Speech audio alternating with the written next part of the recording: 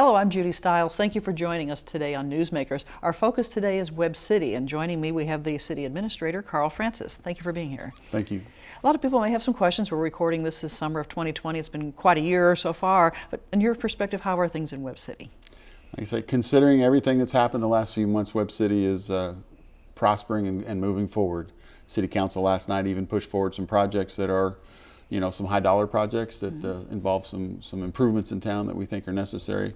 We're not skipping a beat. We're still operating on all 8 cylinders and moving forward with economic development. Centennial Park area is moving forward.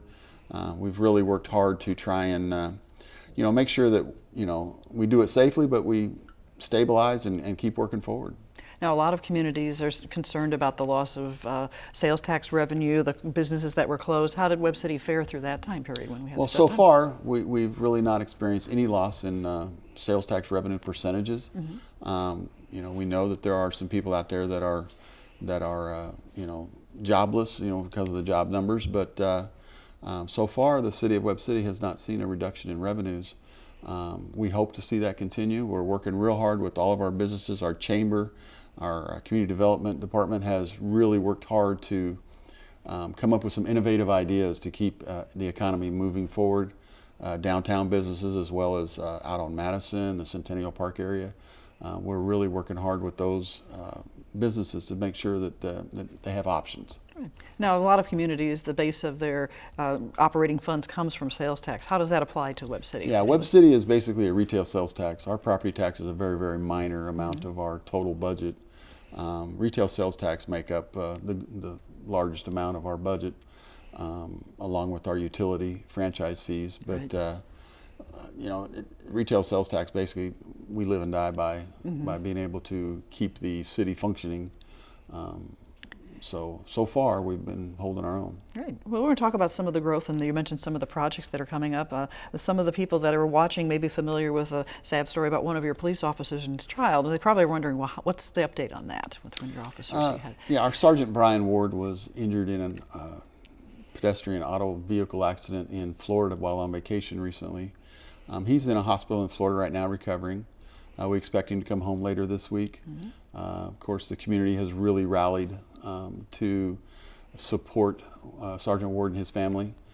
The fundraisers that all the businesses have been doing, the work that, again, the Chamber and the Community Development Coordinator is doing, Aaron, it's just been tremendous. The council made a statement last night that they wish to thank those in Florida because the support of the Florida law enforcement community down there when they found out Sergeant Ward was an officer here. They have been tremendous. They have really assisted the family. They've done things as loaning them cars and making sure that family members have rides to and from the airports. And it's just been a tremendous outpouring of support for the family. It really says a lot for the community support for your police department. Absolutely. Webb City is a very tight-knit community. They stick up for each other, and we take care of each other. And what they've done for Sergeant Ward has just been tremendous. Great. And I'm sure we'll hear more as the summer goes along, as the community has other programs and trying to help his family and help him out. There as are well. fundraisers coming up this next weekend, as a matter of fact. Great. Well, turning to some of the development that you mentioned, I know that one of the things that we've talked about in a previous show was the Wetlands Project, and Randy Haas was on the show at that time. We're talking about people restoring our wetlands. People are probably curious, what's happened to that? Where do we stand? Now, we have some visuals that can kind of go with it, but let's start off with a definition for someone who's watching. What do you mean wetlands? What area are we talking about? Actually, we're not restoring a wetland. We created a wetland, and the wetland was created as part of the Cardinal Valley Habitat Restoration Project that the City of Webb City entered into, along with the Center Creek 201 Wastewater Board, to reduce the amount of zinc that we are sending in our effluent out of our wastewater treatment plant. As everybody knows, this is a large mining area. We have an issue with a high amount of zinc in our wastewater effluent coming out of our plant. So we have been working for the last 7-8 years to develop a wetland that will be planted with vegetation that is will absorb metals and reduce the amount of zinc going into Center Creek. It's been a long project, a long process.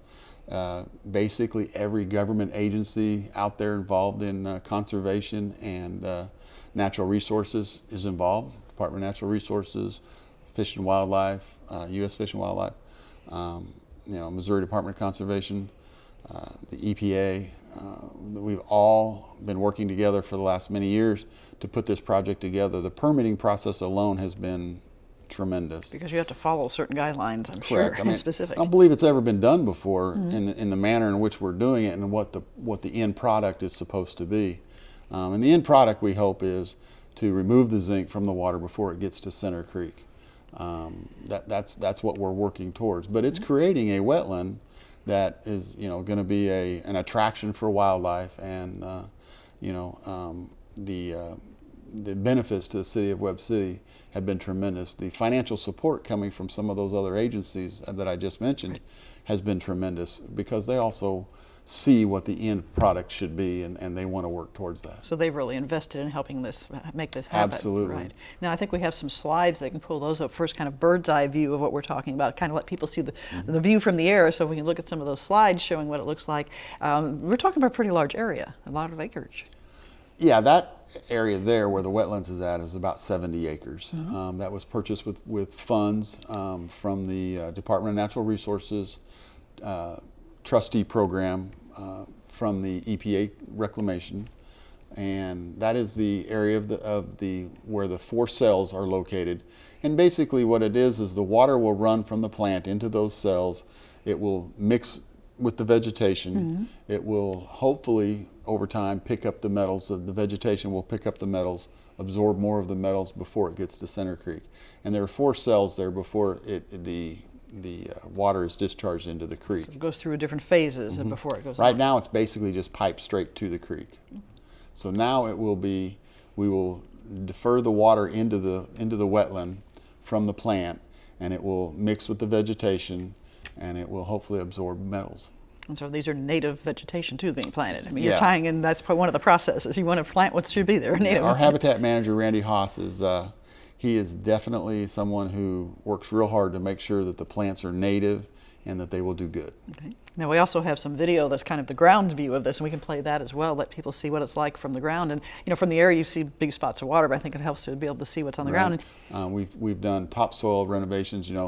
The Center Creek 201 Wastewater Board is also involved in the plant and removing the zinc, but the habitat restoration also has a composting program that takes the sludge, which also has a high level of zinc, and turns it into a soil amendment, topsoil, and is being utilized in this area. Some of those pictures there are some of what we call some properties of the habitat there by the plant. It used to be just nothing but a gravel lot, and now it's a beautiful landscape with nice plants being taken care of by the Cardinal Valley Habitat Restoration. So you have project. this natural spot right by town that's really brings some life back in terms of wildlife. In the future, there's even going to be a lake across the street on Madison that the city has purchased and was part of the project of the Habitat Project. It will be available for fishing. I mean, it's available now, Right. but our problem is we don't have any parking. We're working on putting a parking thing together. So you're going to have access for the public to be able to Yeah, utilize those. That areas. lake will be available for recreation. Right now, the habitat area is kind of off limits just because of the machinery and the berms. The berms are not solid. The vegetation hasn't had a chance to establish. We don't want anybody out in the wetland area, but the lake across the street will be available. Open. We also have some video running behind us, kind of showing a familiar spot with the King Jack Park. When you talk about people in lakes and enjoying. Another project Webb City's near and dear to our heart is King Jack Park and all of our park systems. We've been working real hard to upgrade them. King Jack Park, the lakes, as you know, several years ago they were dry. They dried out every year. We had all kinds of problems with them. We've worked real hard. We established 2 more lakes a few years ago. And then we also have done a lot of work to try and seal the bottoms, put a dam in to try and slow the water loss. The water stays there when it goes. So water stays there. So far this year, and of course this has been a very wet season, we've not seen a drop in water. We think we may have improved our leak problem because we just haven't seen any drop in water yet. It's still at the top. So hopefully it'll stay that way. The fishing I know is great. People are fishing constantly. I see people out there fishing every day. The families, the use of that park has just been a tremendous asset to the community. And of course the community itself, people recognize some of the video of the historic buildings and the main street area that you still have the development and work in that area as well. Yeah, City Council appropriated nearly $500,000 in the last 6 months for Doherty Street alone. We've been very aggressive in our street maintenance the last few years, trying to keep, just bring things up to standard and maintain for the future. Doherty Street saw a major overtaking from Liberty Street over to Madison.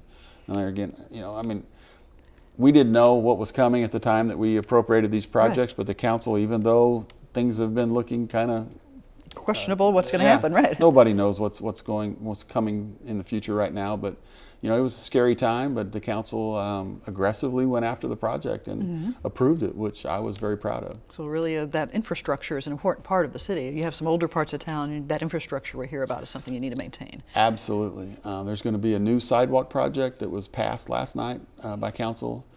Going up from, actually, it's going to go all the way from Ayler, past Stadium, all the way up to Finch Drive in the Robin Ridge subdivision. That sidewalk was approved last night. The contractor will be receiving his bid award. That we hope in the next 30 days to see movement start on that. So visually, people are going to see some differen's in these parts of town. There's going to be a lot of construction going on. If you've been down East Street lately, in Centennial Park, we've been working really hard to supply a main sewer line to some of the businesses that are about to be established in that park. There is a hotel that in these trying times, I was really fearful what would happen with that hotel project. But I've been speaking with the developer, and he is moving forward. He's still excited about it. It's still funded, and as a matter of fact, tomorrow some contractor crews are supposed to be out there to begin putting up the LED signs. Wow. So in that part of town you're talking about by the Atwood store, people that may be not familiar with the names of the streets, but that Atwood store, that development area, if you go past there, it looks like it's really becoming a busy part of town. Yeah, Atwood, of course, was the anchor. We really appreciate them deciding to build there. We worked hard with them to make that project happen, and since then, we have the developer for the hotel. We still have plans for a convention center. It's moving forward, but recent developments have kind of slowed things. ECWB has completed their strip mall, and actually if you go by there today, there's construction to the north of it and construction behind it because he's adding on to it with some other businesses. So there's a large laundromat that is under construction. There's and it's an entertainment child bounce house type thing. I think it's modeled after Ocean's Adventure, and it's nearly constructed. It's on the corner across from Redemption Motorsports. Redemption Motorsports is open for business. So there's a lot of things going on in Centennial Park. We have, again, worked hard to try and just push some economic development in these trying times. Right. Now, for someone to visualize where you're at Atwoods, where in terms of if they're on that property, where they see the hotel? The hotel is almost directly across the street from the current Atwoods, and then the convention center is planned just to the north of the hotel. Okay. So that vacant land they see across the street from Atwoods. And then, of course, the other building on the north side of Doherty is the child park, the playground.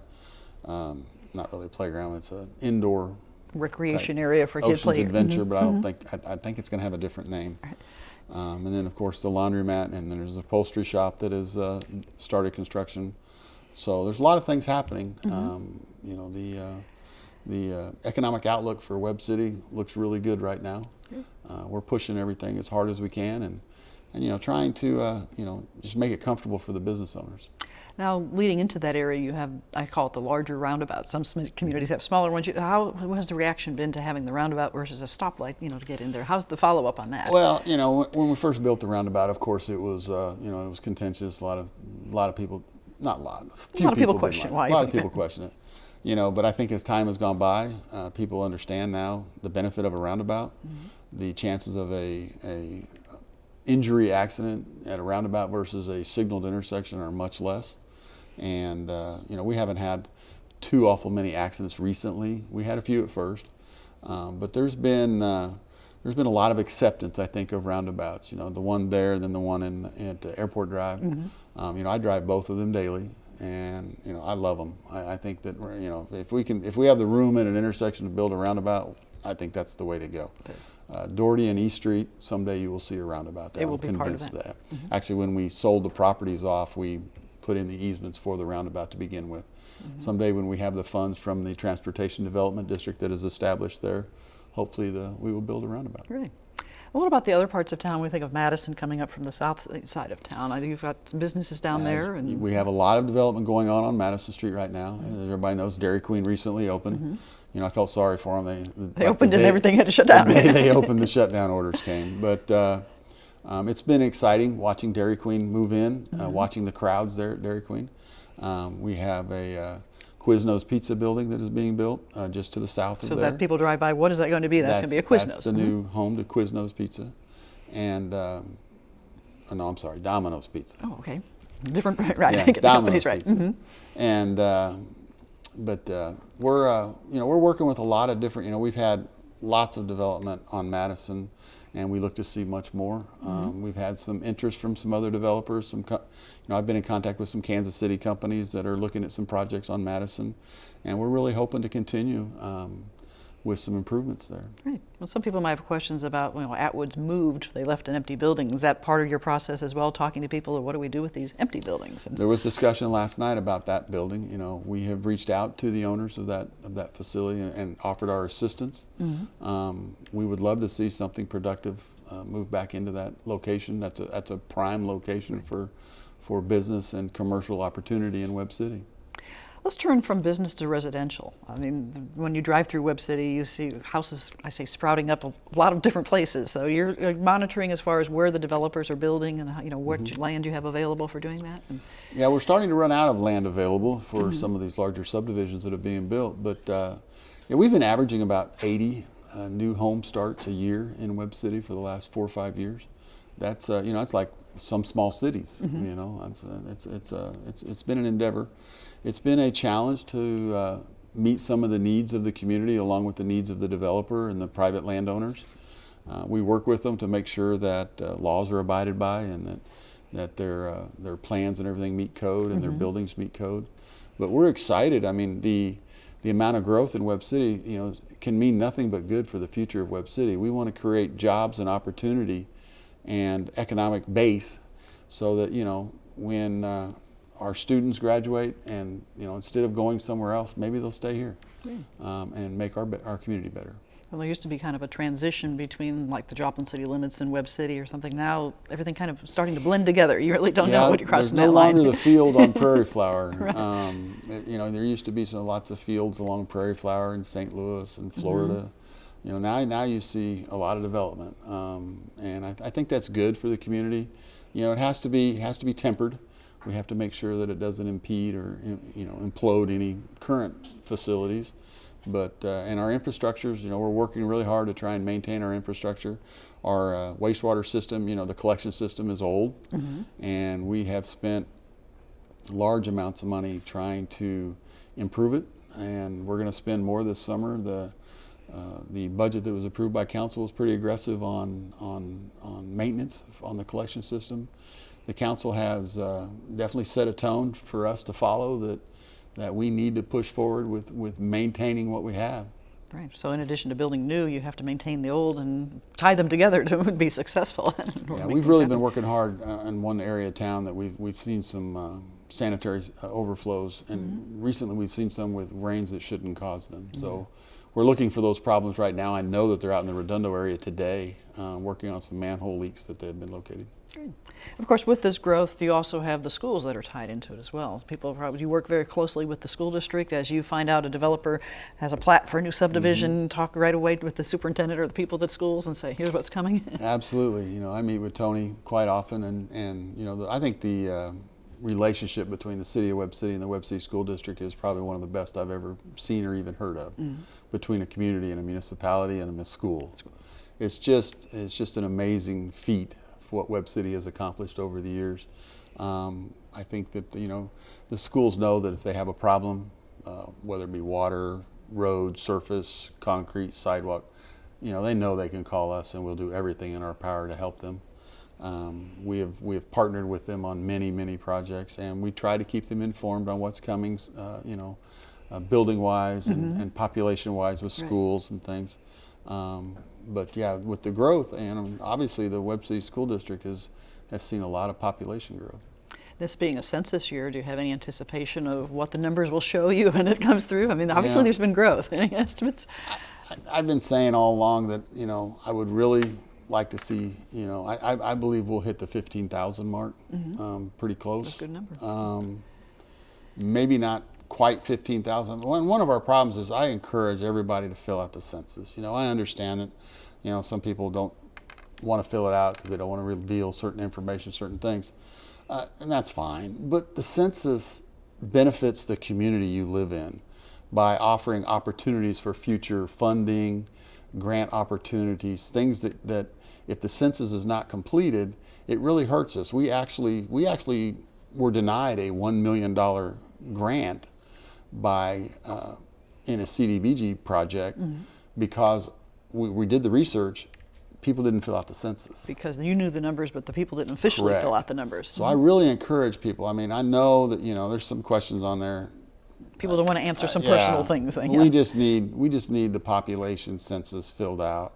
We need people to turn those in. If they haven't, I highly encourage them to, because it does make a difference in your community in the going forward. Right. If the numbers aren't there and are not reported, and you just won't qualify for certain projects and certain things in the future. When it comes down from, grant money comes from the feds to the state. Somebody in Washington's looking at your numbers, right? All they're looking at is a number. And if we can't give them that number, even though we have it, we can't give it to them, we can't prove it to them, we're not eligible. And we have lost funds. We actually were denied a $1 million grant basically based off of a census. Because you didn't hit a certain level of numbers that they were looking for. So encouraging people who might be watching to fill that out. Absolutely. I mean, it's just one of those things that really helps the community. Right. Of course, a lot of families in Webb City, we saw the video of the people in the park and so forth. People might be curious about summer recreation. How are you handling that this summer with, what we're facing with it? We're following the governor's recommendations. The mayor has been